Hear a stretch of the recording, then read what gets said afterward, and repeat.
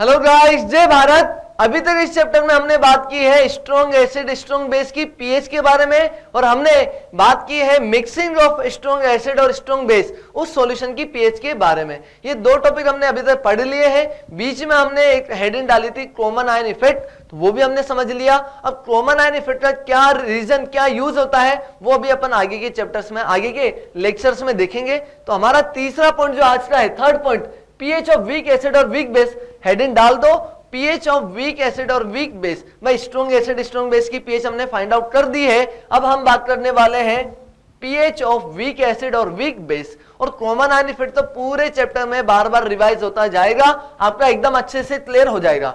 लिख दो जल्दी से heading, pH of weak acid और वीक बेस। चलो बात करते हैं। अगर मैं यहां पर बात करूं एक नॉर्मल एसिड जो आप इजीली समझ सकते हैं, तो वो है हमारे पास एसिटिक एसिड। अगर मैंने लिया एसिटिक एसिड, सर ये ब्रेक हो जाता है acetate ion CH3 double bond और नेगेटिव, साथ में H पॉजिटिव में।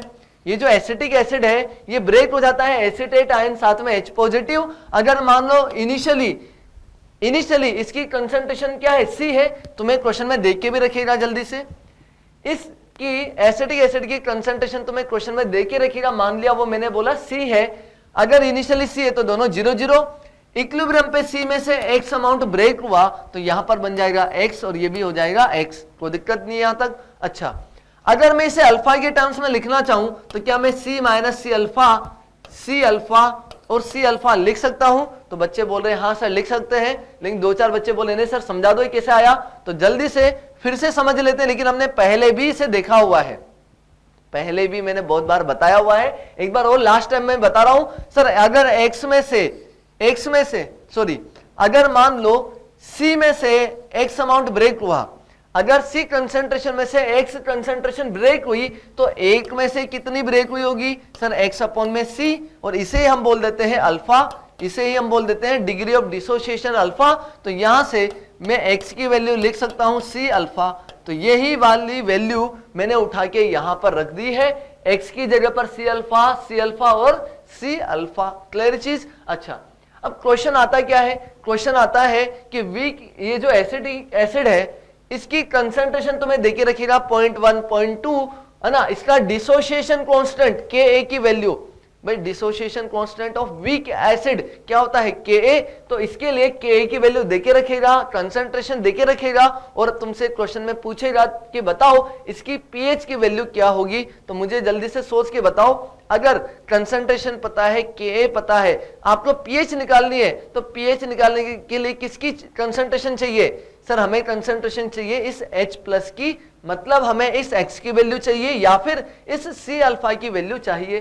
क्लियर चीज? पीएच होता है minus log base 10 H plus. तो अगर मुझे इस H प्लस की कंसंट्रेशन मिल गई तो डेफिनेटली मेरे पास पीएच की वैल्यू आ जाएगी। क्लियर अच्छे से? तो ये तो था ओवरव्यू। अब बात करते हैं किस तरीके से हमें इस X की वैल्यू या C अल्फा की वैल्यू मिलेगी, H प्लस की कंसंट्रेशन किस तरीके से हमें मिलेगी। चलो देखते हैं, ये लिख दिया सभी ने।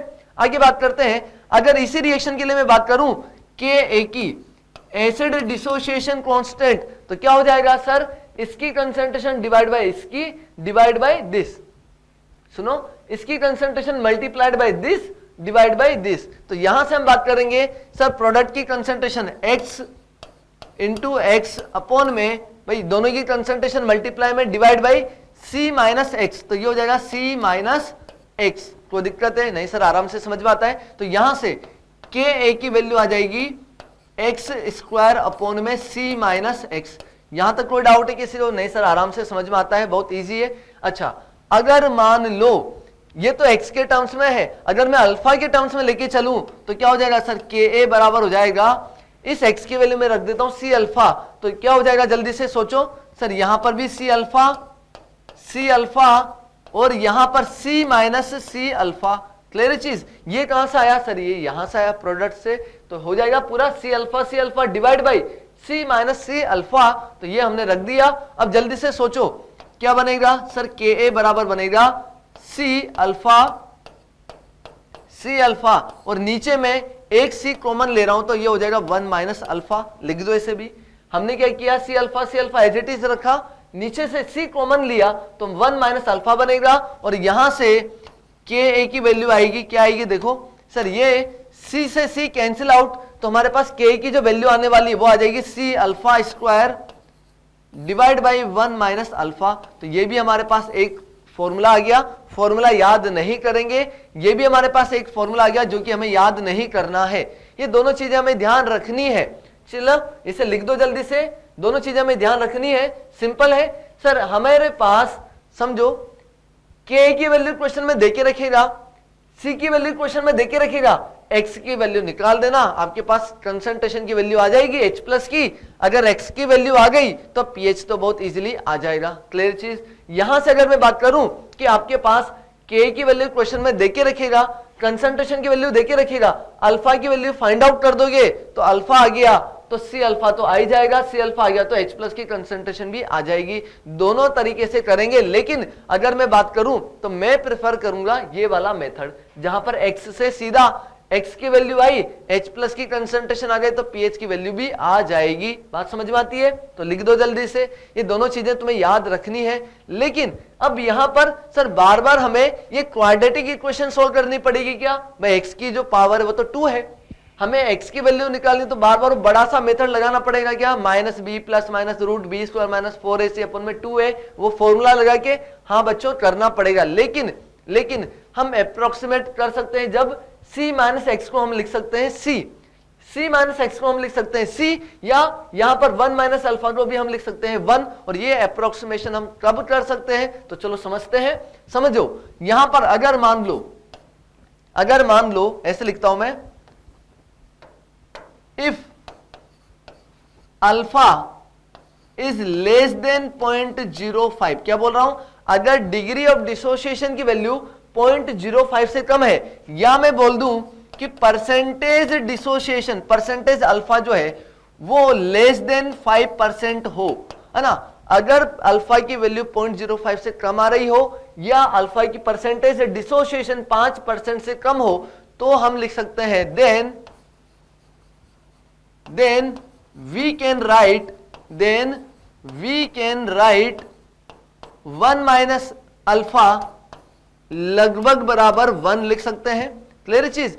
जब अल्फा की वैल्यू 0.05 से भी छोटी हो, मतलब यहां पर अगर मैंने 0.05 रखा तो क्या आ जाएगा 1 माइनस 0.05, मतलब 0.95 आ जाएगा, है ना। अगर अल्फा की वैल्यू और छोटी होती जाएगी तो 0.96, 0.98, 0.99 ऐसे रहेगा, मतलब उसकी वैल्यू लगभग 1 के बराबर ही रहेगी। तो मैं यहां पर अप्रोक्सीमेशन कर सकता हूं, 1 माइनस अल्फा को मैं 1 लिख सकता हूं, हमारे आंसर में ज्यादा कोई हेरफेर नहीं होने वाला। क्लियर चीज।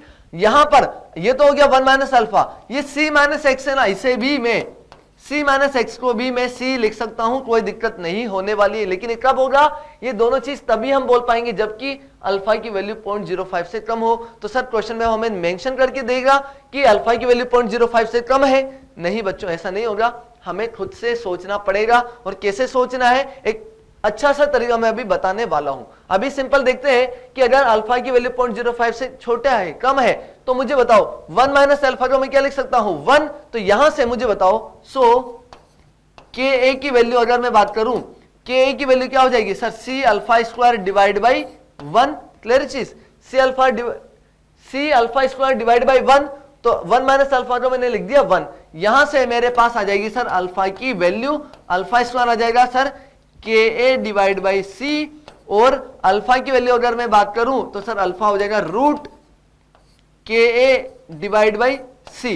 लिख दो इसे भी जल्दी से, इसे लगा दो। और ये जो फॉर्मूला है, ये वाला फॉर्मूला तभी वैलिड है, ये वाला फॉर्मूला तभी वैलिड है, इसे 3 स्टार तो लगा देना, याद होना चाहिए।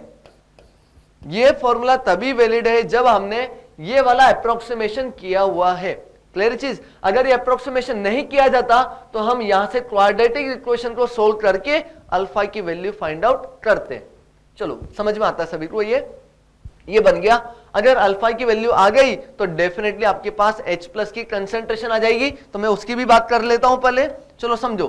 सो concentration of H plus, sir concentration of H plus की अगर मैं बात करूं तो वो हो जाएगा हमारे पास C अल्फा। तो यहां से H प्लस की जो कंसंट्रेशन आने वाली है C root K A divide by C, KA divide by C।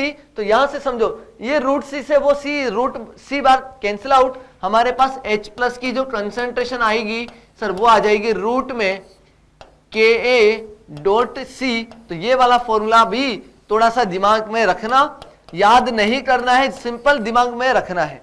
ये H प्लस की कंसंट्रेशन है और ये जो है अल्फा की वैल्यू है।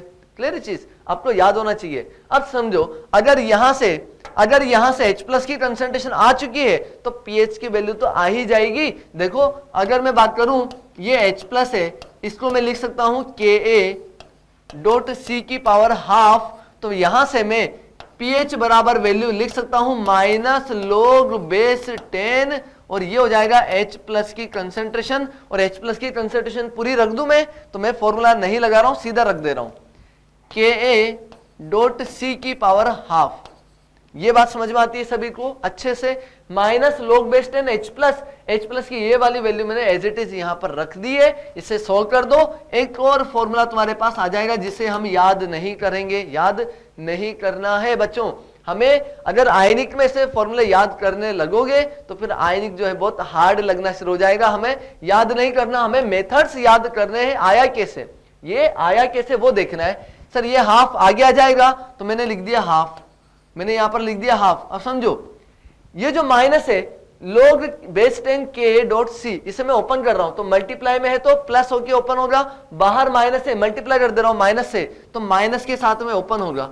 log base 10 KA minus log base 10 C, ये समझ में आना चाहिए सभी को। क्लियर चीज, मैंने हाफ बाहर ले लिया और माइनस के साथ अंदर ओपन कर दिया, ये आ गया। तो यहां से एक चीज आ जाती है हाफ ब्रैकेट के अंदर।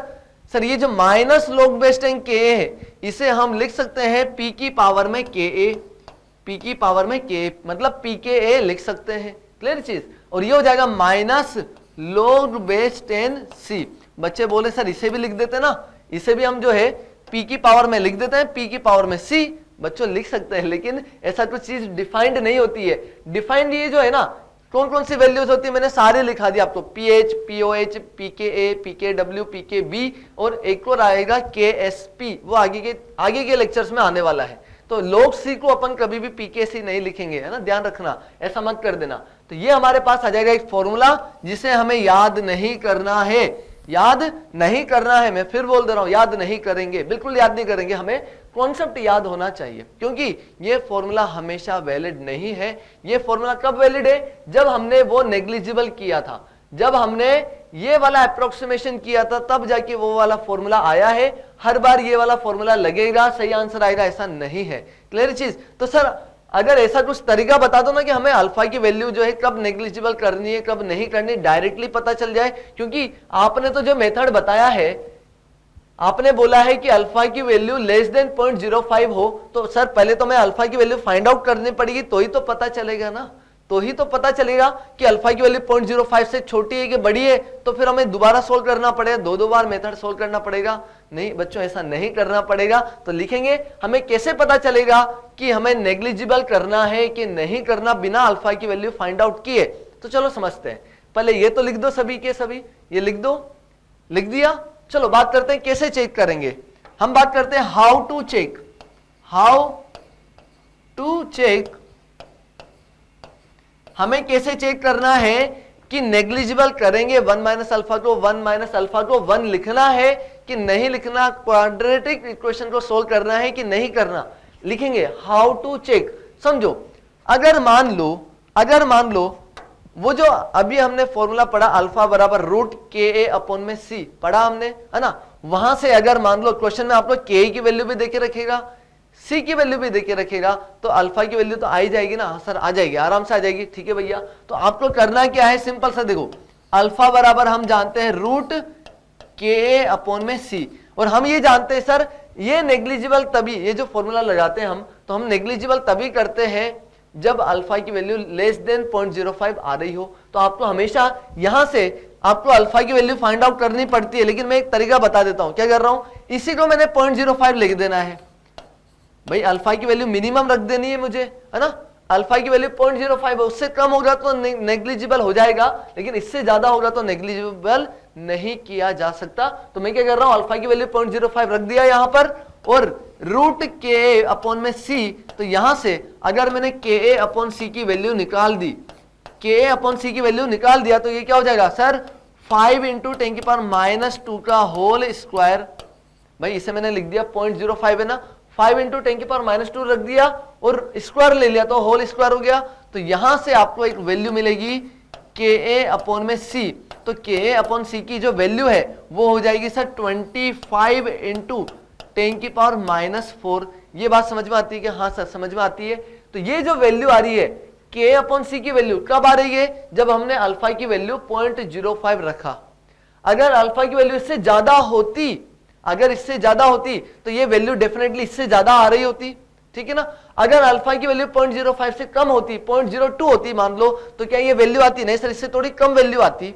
तो हम क्या बोलेंगे, हम ये बोलेंगे कि इफ, देखो समझो क्या कॉन्सेप्ट लगा रहे हैं, इफ के ए अपॉन सी की जो वैल्यू है, अगर के ए अपॉन सी की वैल्यू लेस देन 25 इंटू 10⁻⁴ आ रही हो। भाई क्वेश्चन में तुम्हें डायरेक्टली के ए की वैल्यू भी देके रखेगा, क्वेश्चन में मेंशन करके रखेगा, और कंसंट्रेशन भी देके रखेगा examiner.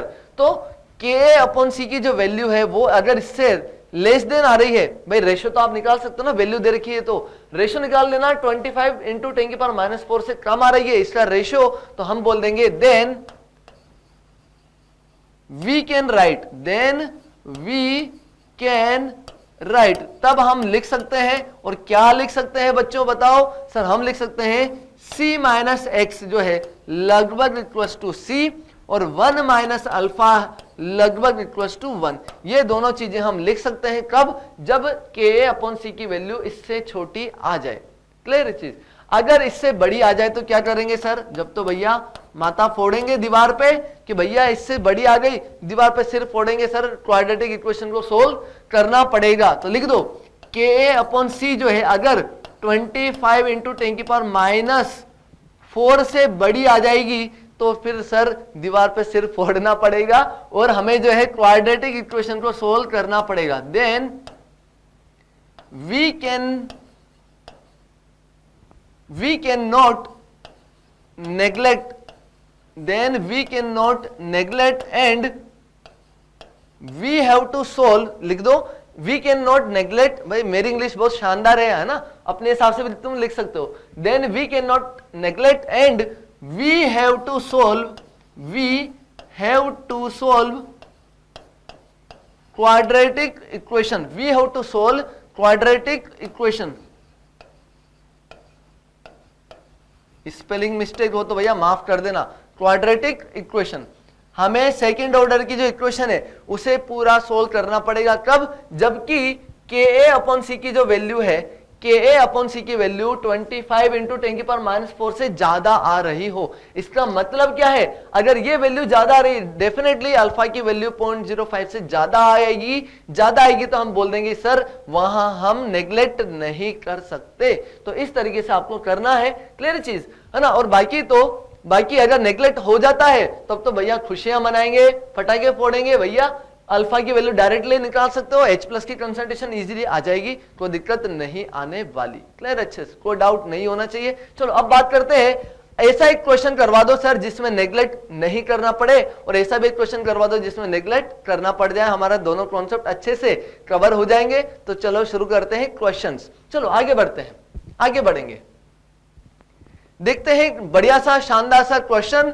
Find pH of 10⁻⁵ molar acetic acid. ये कंसंट्रेशन तुम्हें दे दी सी की वैल्यू, और के ऑफ एसिटिक एसिड हमें दे दिया 10⁻⁵। भाई हमें के की वैल्यू दे दिया, कंसंट्रेशन की वैल्यू दे दी। सबसे पहले तो आप क्या करो, सबसे पहले आप करो भैया के अपॉन सी की वैल्यू, के अपॉन सी की वैल्यू बता दो जल्दी से कितने आ रही है। सर के की वैल्यू है 10⁻⁵ और सी की वैल्यू है 10⁻⁵। सर ये तो दोनों बराबर ले लिया, सर ये तो वैल्यू आ गई 1। अब बता दो जल्दी से, ये जो 1 की वैल्यू है ये 25 इंटू 10⁻⁴ से बड़ी है कि छोटी है। सर बड़ी है, तो फोड़ो सिर, फोड़ो सिर्फ दीवार पे और आपको करना क्या पड़ेगा सर, क्वाड्रेटिक इक्वेशन सोल्व करना पड़ेगा। अब तो भैया मैथमेटिक्स आ गई है और टाइम जो है लगना वाला है, ठीक है ना। तो कैसे सोल्व करेंगे क्वाड्रेटिक इक्वेशन को उसे भी देखेंगे। तो पहले लिख दो सर ये वैल्यू k/c की वैल्यू 1 आ रही है जो कि 25 इंटू 10⁻⁴ से बड़ी है, तो हमें नेग्लेक्ट नहीं कर पाएंगे सर, हमें क्वाड्रेटिक इक्वेशन सोल्व करना पड़ेगा, दीवार पे सिर्फ फोड़ना पड़ेगा। चलो देखते हैं, हम बात करेंगे CH3 C double bond OH, ये हमारे पास क्या है एसिटिक एसिड। सर ये ब्रेक हो जाता है CH3 C double bond O negative साथ में H पॉजिटिव। बच्चों मैं पूरे मेथड से सोल्व करवा रहा हूं, आपको हर बार क्वेश्चन ऐसे ही सोल्व करना है। वो जो फॉर्मूला डेराइव किए थे वो आपको केवल समझाने के लिए, समझाने के लिए आपको हमेशा यही मेथड लगाना है ताकि आयनिक में आपका इंटरेस्ट बना रहे। अगर आपने ये मेथड को अप्लाई नहीं किया, बात केवल फॉर्मूले रटना शुरू कर दिया, आगे बहुत दिक्कत आने वाली है। तो बात करते हैं सर, इसकी कंसंट्रेशन हमें देके रखी कितनी सर 10⁻⁵, ठीक है भैया। पहले C लिख देते हैं, ये हमें दिया हुआ C, ये दोनों 0 0 और ये हो जाएगा C माइनस x, ये हो जाएगा x और ये हो जाएगा x। क्लियर चीज, मैं x वाले क्वेश्चन को ही x वाले को लेकर ही आगे सोल्व करूंगा, क्योंकि मुझे पता है H प्लस की कंसंट्रेशन x के बराबर है, x की वैल्यू आ गई, H प्लस की कंसंट्रेशन आ जाएगी, pH की वैल्यू भी आ जाएगी। सिंपल, Ka की वैल्यू क्या होती है सर x² अपॉन में C माइनस x, ऐसे लिखेंगे। इन दोनों की कंसंट्रेशन डिवाइड बाय इसकी कंसंट्रेशन, तो x into x divide by C minus x आ गया। Ka की वैल्यू क्या रखोगे सर, दिया हुआ है 10⁻⁵, दिया हुआ है 10⁻⁵, लिख दो भैया 10⁻⁵। x की वैल्यू सर फाइंड आउट करनी है, दीवार पे सिर्फ फोड़ना है। कंसंट्रेशन ऑफ C की वैल्यू भी दे रखी है सर, कितनी सर 10⁻⁵ दे रखी है, 10⁻⁵ दे रखी है, तो मैं यहां पर भी लगा देता हूं 10⁻⁵ माइनस x। अब इसे सोल्व कर दो, x की वैल्यू आ जाएगी, H प्लस की कंसंट्रेशन की वैल्यू आ जाएगी। देखते हैं, ये दोनों उठा के इधर ले जाओ सर, ये हो जाएगा 10⁻10 माइनस 10⁻x बराबर, दोस्तों इसे मल्टीप्लाई किया तो 10⁻10, ये हो जाएगा माइनस 10⁻x और इधर हो जाएगा x²। मैं दोनों को, इन दोनों को उठा के इधर लेके आ रहा हूं, है ना, तो हो जाएगा x² प्लस 10⁻⁵x माइनस 10⁻10 बराबर 0। जो नीट वाले बच्चे वो तो सिर्फ फोड़ रहे होंगे सर, इसकी वजह से तो हमने बायो ली थी और वापस से ये हमारी वैल्यूज आ रही है। ये क्वाड्रेटिक इक्वेशन हमारा पीछा नहीं छोड़ना चाहती, तो भैया नहीं छोड़ेगी। मैथमेटिक्स तो थोड़ा बहुत बेसिक तो आना ही पड़ता है, तभी आपको 10th लेवल तक मैथमेटिक्स पढ़ाई जा रही थी। चलो देखते हैं, तो इसे सोल्व करेंगे सर, ये हो जाएगा x की वैल्यू बराबर माइनस 10⁻⁵ प्लस माइनस रूट में आ जाएगा सर b²। b की वैल्यू कितनी बताओ जल्दी से सर, 10⁻⁵ का होल स्क्वायर, तो ये हो जाएगा 10⁻⁵ का होल स्क्वायर माइनस, लेकिन सर यहां पर ऑलरेडी माइनस है तो मैं लिख दूंगा उससे प्लस 4 इंटू 1 इंटू 10⁻10, 4ac होता है भाई, minus b plus minus root b² minus 4ac। a की वैल्यू 1 और c की वैल्यू जो है माइनस 10⁻10, वो हो जाएगा प्लस, क्लियर चीज, प्लस हो जाना चाहिए, डिवाइड बाय 2 इंटू a की वैल्यू वापस से हो जाएगी 1। चलो लिख दो इसे। अब इसे सोल्व करेंगे, कैसे सोल्व करेंगे तो सिंपल है, देखो बहुत इजी है, बहुत इजी है भैया, टेंशन नहीं लेने का है, बहुत इजी है। माइनस 10⁻⁵ प्लस माइनस, ये देखो अंदर क्या हो रहा है सर, ये अंदर हो रहा है 10⁻⁵ का होल स्क्वायर, ये भी तो 10⁻⁵ का होल स्क्वायर ही है। क्या मैं बाहर ले सकता हूं सर आराम से, 10⁻⁵ मैंने बाहर लिया, अंदर क्या बचा सर, अंदर यहां से तो 1 बचेगा क्योंकि स्क्वायर से बाहर लिया तो वो तो 1 बचेगा, यहां से बचेगा सर 4 डिवाइड बाई बचेगा 2। यहां तक कोई दिक्कत है नहीं सर, कोई दिक्कत नहीं, समझ में आता है। अभी सुनो, अगर मैं 10⁻⁵ को पूरा बाहर ले लूं तो ये हो जाएगा सर 10⁻⁵ ब्रैकेट में -1। अब मैं यहां पर जो प्लस माइनस है ना, माइनस लूंगा तो पूरी वैल्यू माइनस हो जाएगी, जो कि पॉसिबल ही नहीं है। हम क्या करेंगे, हम केवल और केवल प्लस वाली वैल्यू लेके चलेंगे, माइनस हटा दो, प्लस वाली वैल्यू लेंगे, और अंदर रूट में क्या बचा है सर, रूट में बचा है 5 डिवाइड बाय हो जाएगा 2। दोबारा समझ लो, मैंने 10⁻⁵ बाहर लिया, ये माइनस जो है -1 बचेगा, और यहां से प्लस माइनस में मैं से प्लस ले रहा हूं, क्यों, डिसोसिएशन देख रहे हैं ना, माइनस में तो डिसोसिएशन नहीं होगा, है ना, प्लस में होगा, कुछ 2% 3% या 0.01% टूटेगा तो सही, तो प्लस में ही वैल्यू आएगी, तो ये रूट में 5 बचेगा। क्लियर अच्छे से। अब आपको देखना है रूट 5 की वैल्यू कितनी होती है, तो ये भैया आप तुम माइंड लगाते रहो। सर 4 का रूट जो है 2 होता है, और अगर मैं बात करूं 4 का रूट जो है, 4 का रूट 2 होता है। अच्छा सर 4 का रूट 2 होता है और 9 का रूट जो होता है वो 3 होता है ना। 4 का रूट क्या होता है 2 और 9 का रूट क्या होता है 3, तो सर ये 5 तो जस्ट 4 के आजू बाजू में आ रही है, 5 तो जस्ट यहीं पर ही आ रहा है, तो हम क्या बोल देंगे सर 2.1 या 2.2 लेके चल दो और आपका काम आसान हो जाएगा। तो मैं सिंपल जो है इसे 2.2 के आसपास लेके चल रहा हूं, 2.3 भी ले सकते हैं, एग्जैक्ट वैल्यू देखना पड़ेगा, शायद 2.3 होती है ना। बाकी कुछ और मेथड मिलेगा इसे सोल्व करने का तो मैं जरूर आपको बताऊंगा। मैं अभी 2.3 लेके चल रहा हूं, ये हो जाएगा हमारे पास, और ये हो जाएगा 10 की पावर -5। कोई दिक्कत है नहीं सर, आराम से समझ में आता है। डिवाइड बाई 2, तो ये हो जाएगा हमारे पास सर x की वैल्यू आ जाएगी 1.3 इंटू 10 की पावर -5 डिवाइड बाई 2, जिसका मतलब हो जाएगा सर 0.65। तो 0.65 को मैं ऐसे लिख सकता हूं क्या, 6.5 इंटू 10 की पावर -6। देखो सिंपल, मैंने क्या किया, ये यहां से दशमलव हटाया और डिवाइड में 10 लगा दिया, एक ही बात है ना। दशमलव हटा के 10 लगा दिया, तुम अपने हिसाब से देख लेना यही वैल्यू आने वाली है, मैं हटा रहा हूं इसे, तो इसे मैंने सोल्व किया तो यही वाली वैल्यू आएगी। अगर हमारे पास x की वैल्यू आ गई तो सर डेफिनेटली h प्लस की वैल्यू आ जाएगी 6.5 इंटू 10 की पावर -6। थोड़ा सा अप्रोक्सीमेशन कर लेना, एग्जामिनर इतना भी नालायक नहीं है कि आपको बहुत पास वैल्यूज देगा, थोड़ा सा रहम तो तुम्हारे ऊपर करेगा। चलो बात करते हैं, pH की जो वैल्यू आने वाली है सर वो हो जाएगी 6 माइनस log 6.5। अब बताओ जल्दी से सर log 6.5 की वैल्यू क्या होती है, तो सोचो, नहीं पता है तो फिर लगाओ अपनी ट्रिक। मैं बोल देता हूं सर, ये जो है 6 की वैल्यू होती है 0.8 और 7 की वैल्यू होती है 0.9, इनके बीच की कोई वैल्यू उठा लेते हैं जल्दी से।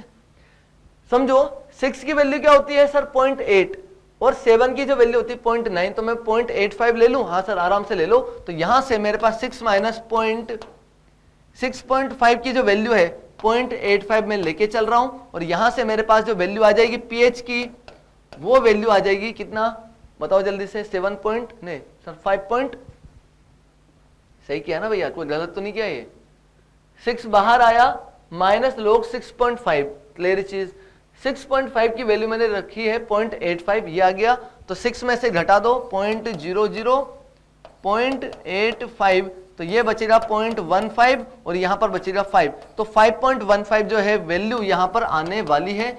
शायद एग्जैक्ट आंसर 5.2 के आसपास आता है, टेंशन नहीं लेने का, लिख दो, इतना ही रहेगा, ज्यादा इसके आसपास अप्रोक्सीमेट रहे तो 5.2 भी लिख सकते हो जाएगा, कोई दिक्कत नहीं है। तो ये इक्वेशन हमने देखा, जो कि प्योरली कॉन्सेप्चुअल बेस्ड था। हमने सिंपल क्या किया, क्वाड्रेटिक इक्वेशन बनाई, सर नेग्लिजिबल नहीं कर सकते थे, इसलिए इतना बड़ा हुआ दीवार पे सिर फोड़ना पड़ा। ये हमने फोड़ दिया दीवार पे सिर और x की वैल्यू फाइंड आउट कर दी, जैसे तैसे भी कर सकते थे, और H प्लस की कंसंट्रेशन आ गई तो pH की वैल्यू भी आ जाएगी, और pH की वैल्यू दो -6 आ गई या तो 6, और ये जो वैल्यू है माइनस log बेस 10 6.5, चाहो तो बेस 10 लगा देना यहाँ पर। क्लियर अच्छे से, और इसकी वैल्यू मैंने अप्रोक्सीमेट ले ली क्योंकि 6 की वैल्यू log 6 की वैल्यू होती है 0.8, log 7 की वैल्यू होती है 0.9, तो इन हमारे पास 6.5 की जो वैल्यू है वो इन दोनों के आसपास में आने वाली है, तो मैंने लिख दिया क्या लिख दिया मैंने लिख दिया 0.85। क्लियर चीज, कोई डाउट उसमें नहीं होना चाहिए। तो ये वैल्यू हमारी आ जाएगी। आगे बढ़ते हैं ऐसे क्वेश्चन के ऊपर जहां पर नेग्लिजिबल कर सकते हैं। चलो बढ़ते हैं आगे बढ़ेंगे। आगे क्वेश्चन लिखेंगे, क्वेश्चन क्या दिया हुआ है, calculate volume of water which should be added to 300 ml 0.1 molar acetic acid to double its degree of dissociation.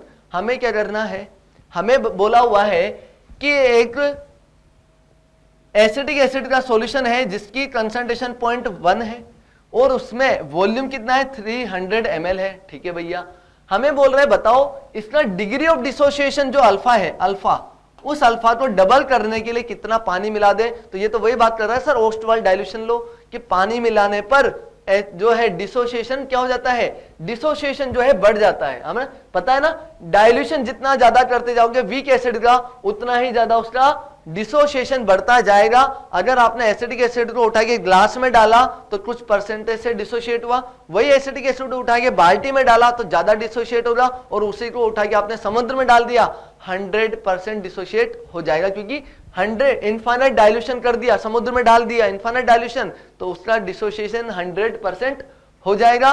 तब हम उसे बोलेंगे भैया ये वीक एसिड नहीं है, स्ट्रॉन्ग एसिड है, और अल्फा की वैल्यू 1 हो जाती है। पढ़ा हुआ है हमने बहुत अच्छे से। तो लिखेंगे क्वेश्चन क्या दिया हुआ है सर, वॉल्यूम ऑफ वाटर हमें बताना है कितना मिला दिया जाए कि अल्फा डबल हो जाए। तो समझो सबसे पहले हमें के की वैल्यू दे रखी है, हाँ सर दे रखी है, कंसंट्रेशन दे रखी है, हाँ सर दे रखी है। जल्दी से के अपॉन सी की वैल्यू जल्दी से देखो सर, के की वैल्यू है 10⁻⁵ और सी की जो वैल्यू है 10⁻⁻1, भाई 0.1 है ना, इसे मैं लिख देता हूं 0.1 को मैं लिख सकता हूं 10⁻⁻1। तो देखो 10⁻⁻5 डिवाइड बाय 10⁻⁻1 सर 10⁻⁴। सर मजा आ गया, दीवार पे सिर नहीं फोड़ना पड़ेगा, क्योंकि इसकी जो वैल्यू है वो 2.5 इंटू 10⁻⁴ से कम आ रही है।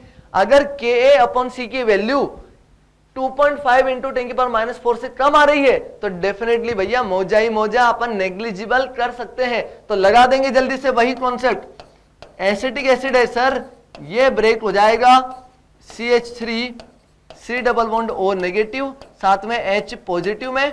क्लियर चीज, बहुत अच्छे से। सर ये हो जाएगा C, ये हो जाएगा 0 0, C में से X ब्रेक हुआ, X और X, लेकिन क्या मुझे X के लिए बोला है? नहीं सर, उसने डिग्री ऑफ डिसोसिएशन की बात की है, double X degree of dissociation.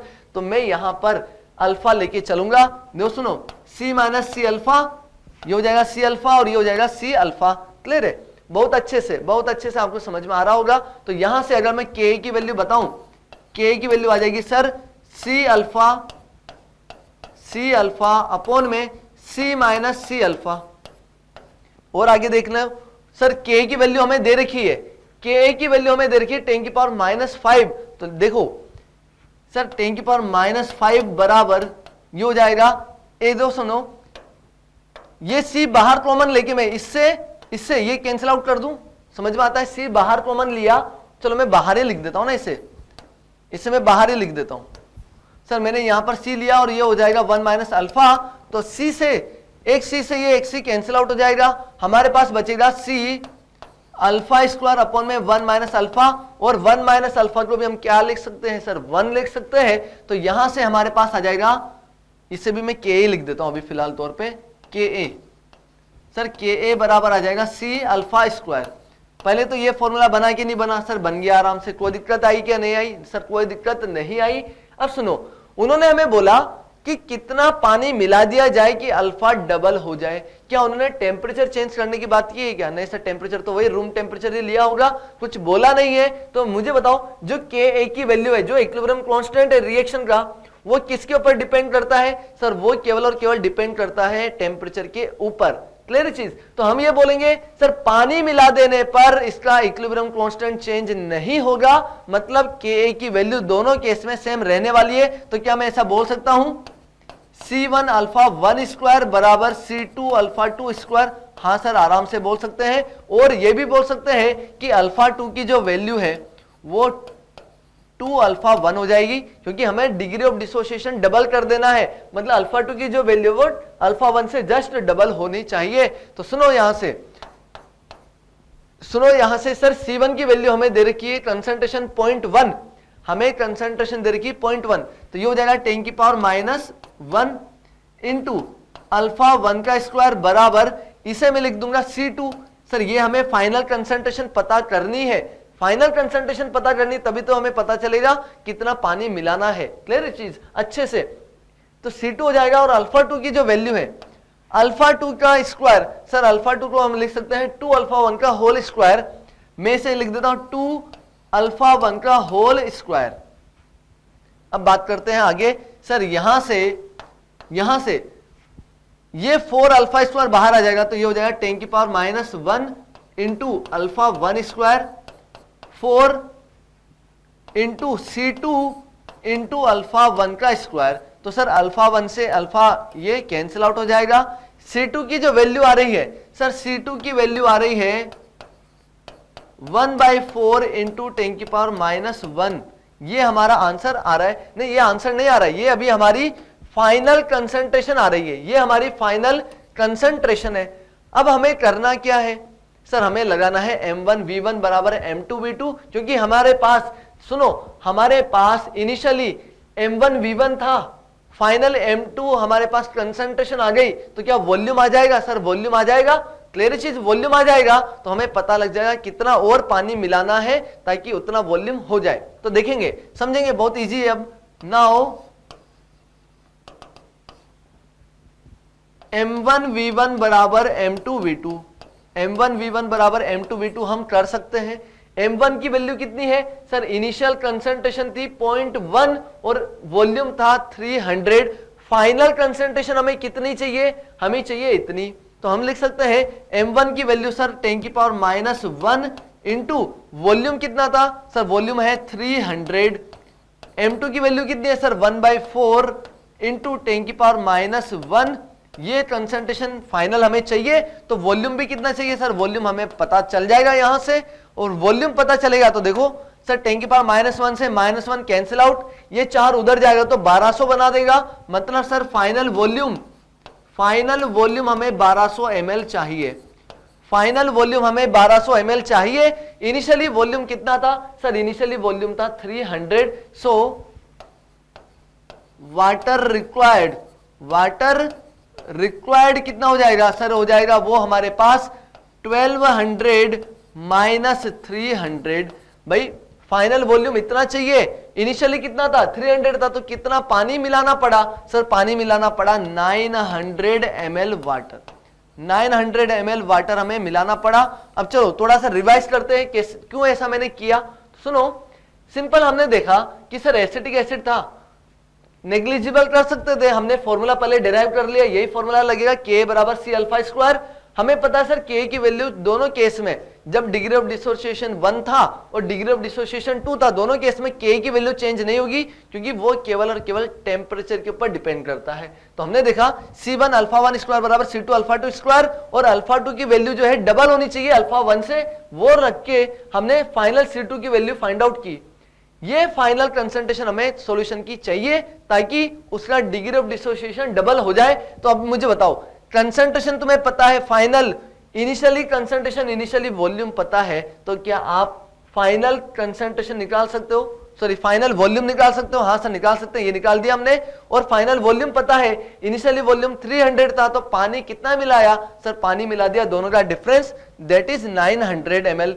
अब यहां से कुछ बच्चे हो सकते हैं इसे ऐसा ना करें, तो कैसे करना है, तो सुनो, यहां से दोबारा दूसरा मेथड देखो। अगर ये वाला मेथड नहीं समझ में आता है, वैसे तो आना चाहिए मेथड भी, अगर ये नहीं समझ में आता तो दूसरे मेथड से देखो। सुनो, मुझे बताओ, मोल्स की मैं बात करता हूं, मोल्स ऑफ एसिटिक एसिड।